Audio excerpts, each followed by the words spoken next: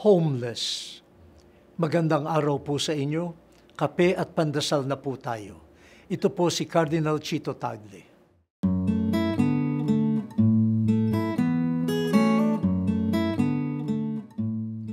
Nakadururog ng puso kapag nakikita natin ang mga homeless na taong sa bangketa nabubuhay at natutulog.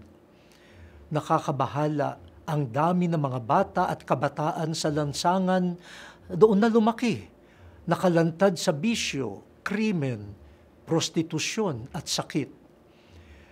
Napakalaking iskandalo ang milyon-milyong refugees na tumataka sa digmaan at kahirapan. Nawalan na ng tahanan, wala ring mapuntahan.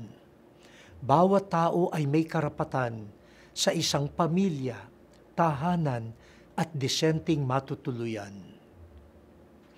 May mabuting balita. Sinabi ni Jesus na sino mang tumupad sa kalooban ng Diyos ay kanyang ina at kapatid. Bukas ang tahanan ng Diyos palagi. Hindi mo kailangan ng titulo ng lupa o bayad sa renta para mapabilang sa tahanan ng Diyos. Makinig tayo sa salita ng Diyos Ama at magsikap tuparin ito para kilalaning pamilya ni Jesus. Sa mga homeless sa mundo, welcome kayo sa home ni Jesus. O Diyos, kalingain mo po ang mga homeless.